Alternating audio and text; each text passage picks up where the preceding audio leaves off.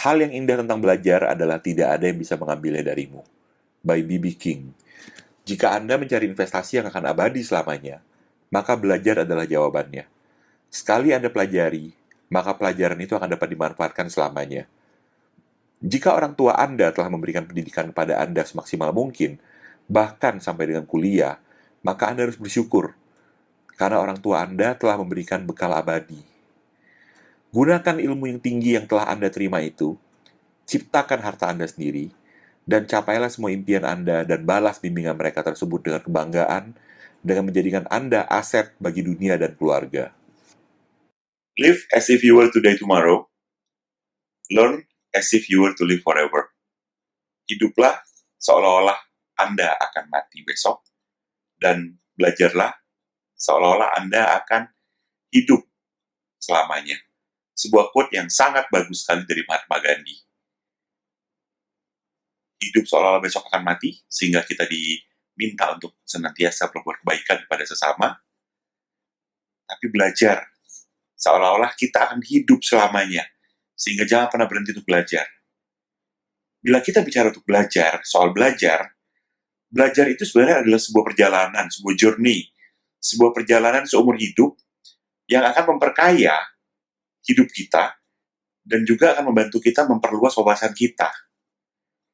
Dengan belajar, kita membuka kemungkinan baru, membantu kita untuk tumbuh dan lebih memahami apa yang terjadi di dunia ini. Dengan belajar, kita akan membuka cakrawala kita. Kita mengerti hal-hal baru yang mungkin selama ini tidak pernah kita tahu sama sekali. Namun, kebanyakan orang takut untuk belajar. Belajar hal baru bisa menjadi intimidasi, sesuatu hal yang mengintimidasi bagi sebagian orang. Kenapa? Karena mereka takut. Takut apa sih? Takut gagal, takut nggak bisa, takut nanti belajarnya lama. Hal-hal itu akan menjadi penahan kita untuk mengambil risiko, menjelajahi hal-hal baru yang sebenarnya itu bisa berarti sekali buat diri kita. Sehingga penting bagi kita semua untuk mengatasi rasa takut untuk belajar hal-hal baru itu. Belajar itu tidak harus dengan kita membaca buku, atau kita berada dalam kelas, ataupun bentuk-bentuk pendidikan formal lainnya, ambil kursus dan yang lain-lain. Belajar hal-hal baru itu bisa terjadi dalam bentuk apapun juga, dan bisa terjadi di mana saja, kapan saja. Contoh, kita belajar bagaimana sih cara masak buat yang belum bisa masak. Bagi yang sudah bisa masak, gimana sih kita mempelajari resep baru yang sebelumnya kita tidak pernah tahu. Lalu bisa juga dengan cara kita mengembangkan hobi baru, memotret, bercocok tanam, dan banyak hal-hal lainnya yang bisa kita pelajari untuk menambah senjata dalam diri kita. Dengan belajar, secara nggak sadar, kita keluar dari zona nyaman kita loh. Yang tadinya, gue bisa kok, gue nggak perlu hal itu. Tapi dengan kita membuka diri, kita mempelajari hal baru, kita secara tidak sadar, kita keluar dari zona nyaman kita yang sudah ada. Dan kita membuka diri terhadap hal-hal baru, cakrawala baru. Ketika kita baru mulai belajar, ketika kita dalam proses belajar, kita akan menemukan kegagalan, tantangan, hambatan. Tapi itu semua adalah hal yang sangat-sangat wajar. Jadi, jangan patah semangat dan tetap jadikan perjalanan belajar ini sebagai sebuah pengalaman. Saya ambil contoh paling nyata yang paling gampang saya lakukan adalah diri saya sendiri. Saya baru mulai belajar kriya kayu atau ilmu perkayuan ketika saya berusia hampir 40 tahun. Dan ketika itu, saya belajar banyak hal-hal baru yang saya pelajarin, dan kegagalan, jangan ditanya, banyak banget. Dari motong yang nggak lurus, padahal sudah menggunakan mesin yang katanya paling bagus, ternyata begitu selesai dipotong loh, kok kayunya nggak lurus, ujung satu dan ujung yang lainnya. Belajar bagaimana cara membuat sambungan kayu, dan banyak sekali hal-hal yang bisa saya pelajari, hal-hal baru yang saya dapatkan dari sana. Lalu selain bermain kayu, saya baru mulai serius belajar motret di usia 35 tahunan. Dan di sana pun saya belajar oh ternyata motret nggak segampang itu ya. Kirain selama ini motret cuman kita bidik, lalu kita pencet shutternya, jebret, jadi deh fotonya. Ternyata nggak segampang itu. Banyak hal-hal baru yang saya pelajarin. Apa itu roll of third, apa itu komposisi. Dan dengan itu, saya membuka cakrawala baru. Saya membuka diri saya untuk belajar hal-hal baru, dan saya menjadi mengerti apa itu seni fotografi, apa itu seni perkayuan. Bahkan kalau dikatakan alat musik pun, saya baru benar-benar serius belajar bermain gitar mungkin baru 5 tahun terakhir. Sebelumnya hanya asal genjreng-genjreng aja. Dan kalau kita perhatikan, selama masa pandemi kemarin, banyak sekali orang-orang yang kita kenal yang mereka mempelajari hal baru.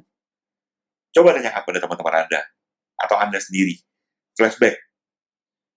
Ketika kita belajar hal baru, banyak gak sih tantangan yang kita temuin?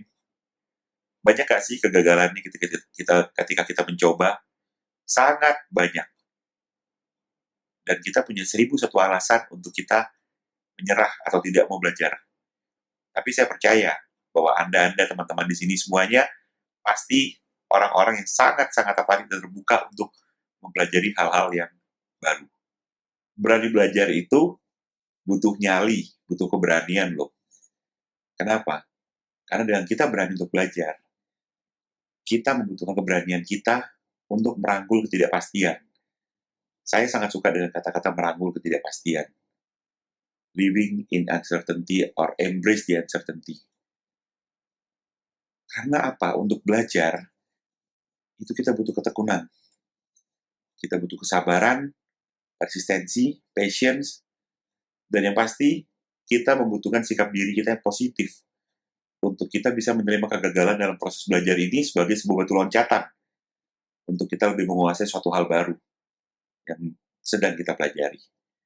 Dengan kita merangkul kegagalan atau kita merangkul ketidakpastian sebagai bagian dari proses belajar, kita mengatasi ketakutan yang ada dalam diri kita.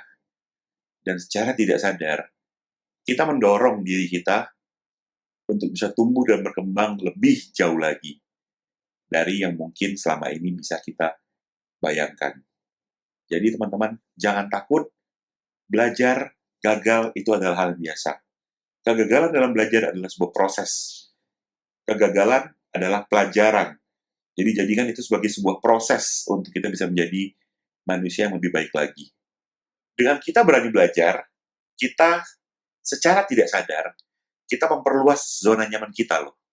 Mungkin selama ini comfort zone kita ada di sini. Saya senang dengan hal ini, saya senang dengan hal itu. Saya suka, saya sudah mengerti atau saya sudah menguasai hal A, B, C. Lalu, kita mencoba untuk belajar hal D, E, F. Secara otomatis, kita memperluas zona nyaman kita. Secara kita sadari atau tidak. Dan semakin luas zona nyaman yang kita miliki, kita sendiri pun akan semakin pede untuk bisa berkarya dan kita bisa menjalani hidup kita dengan lebih baik lagi. Karena dengan kita belajar, selain kita memperluas zona nyaman, kita juga mengembangkan ketahanan diri kita. Tidak mudah menyerah. Karena ketika kita belajar hal yang baru, seperti yang tadi saya katakan, banyak kegagalan, banyak setback-setback yang akan kita hadapi. Dan itu dibutuhkan ketahanan diri yang kuat untuk kita bisa terus melanjutkan proses belajar kita. Dengan kita berani belajar, kita menjadi lebih mudah beradaptasi, kita menjadi orang yang lebih fleksibel, yang tidak kaku. Kita menjadi orang yang lebih terbuka pikirannya. Dan bila hal itu sudah terjadi, kita menjadi orang yang akan menjadi lebih pede lagi. Jadi pede kita tuh nambah ibaratnya. Nambah 1 atau 2 level. Dengan kita berani belajar atau mempelajari hal-hal yang baru. Jadi kesimpulan teman-teman, berani belajar adalah sebuah proses penting untuk mengembangkan diri kita menjadi lebih baik lagi. Dengan kita berani belajar, kita membuka diri kita. Kita berusaha, kita mencoba untuk mengembangkan potensi-potensi yang mungkin selama ini tidak kita sadari ada dalam diri kita. Dan itu penting untuk menjadikan diri kita manusia yang lebih baik lagi, yang berani menghadapi semuanya, dan pastinya kita berani menghadapi hal-hal apapun juga yang ada di dunia ini. Dan yang paling penting adalah kita menjadi manusia yang berani untuk gagal. Kenapa? Karena kita tahu bahwa kegagalan adalah sebuah stepping stone, sebuah batu loncatan untuk menuju sesuatu yang lebih baik lagi. Jadi, jangan takut untuk gagal. takutlah untuk tidak mencoba. Lebih baik kita menyesal karena kita gagal, lalu kita maju, daripada kita menyesal karena kita tidak pernah mencoba. Saya Erik untuk Dare to Fail.